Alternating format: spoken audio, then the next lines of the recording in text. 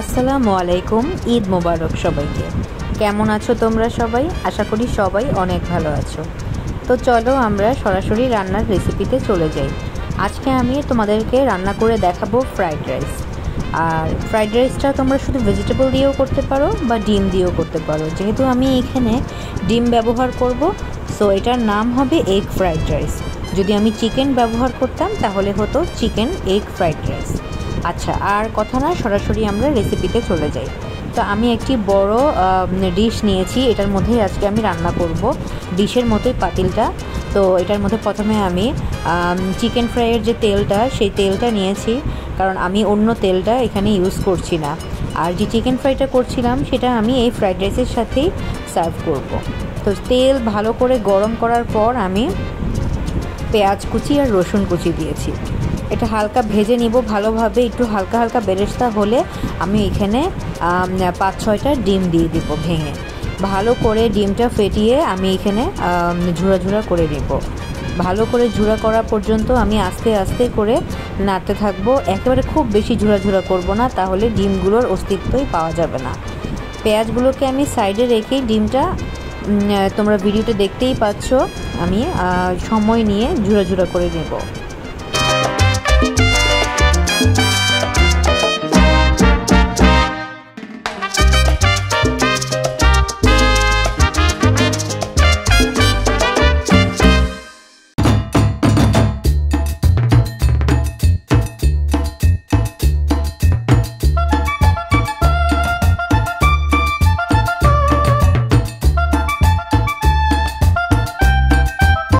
তো আর পাশাপাশি আমি বরবটি আর গাজর কুচি করে নিয়েছি, সেগুলো আমি দিয়ে দিয়েছি। এই জিনিসগুলো হচ্ছে ফ্রাইড রাইসের যে লুকস, সেই লুকসটাই চেঞ্জ করে দিবে। আর আমি তেল আরেকটু দিয়ে নিচ্ছি যেন ফ্রাইড রাইসটা একটু তেল তেলে হয়। খুব বেশি শুকনো শুকনো হলে খেতে বেশি একটা ভালো লাগে না। আর তোমরা লবণের ক্ষেত্রে অবশ্যই খেয়াল রাখবে যেন লবণটা ঠিকমতো হয়। তো আমি পাশাপাশি চিলি চিকেনের জন্য চিকেন ফ্রাই করে নিচ্ছিলাম। আর এইখানে ডিমের মধ্যে সবজিগুলো দিয়ে নিয়েছি। সবজিগুলো আমি ভালো করে সতে করে নেব যেন একটা কাঁচা কাঁচা গন্ধের ভাবটা চলে যায়। এরপরে আমি যে পোলাওর চালটা সিদ্ধ করে রেখেছি, চিনি গুঁড়া পোলাওর চাল, সেই পোলাওর চালটা দিয়ে দিব।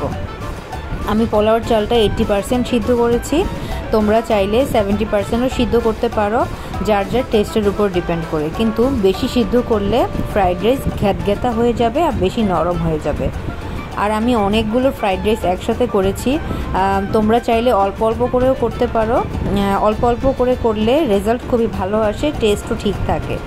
অনেকগুলো একসাথে করলে দেখা যায় ঠিকমতো নাড়া যায় না। আর আমি ফ্রাইড রাইসগুলো নাড়ার সুবিধার্থেই ছড়ানো একটি পাতিলে নিয়েছি, যেন খুব সহজে আমি নাড়তে পারি। তো একটু একটু করে আমি লবণ অ্যাড করব আর তেল অ্যাড করব, যেন ফ্রাইড রাইসটা খুব ঝরঝরে হয় আর লবণটাও যেন ঠিক থাকে।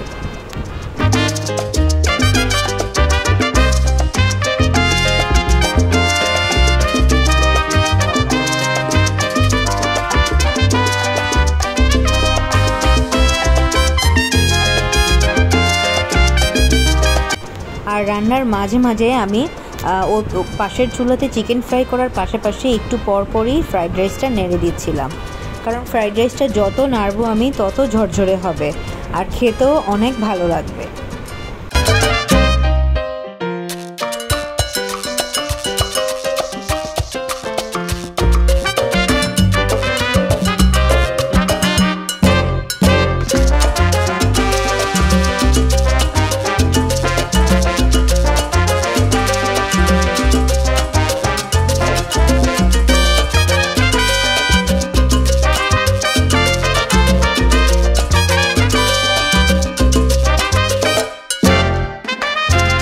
তারপর আমি এর আরও একটি ইনগ্রেডিয়েন্টস দিয়ে দিব, সেটা হচ্ছে ক্যাপসিকাম।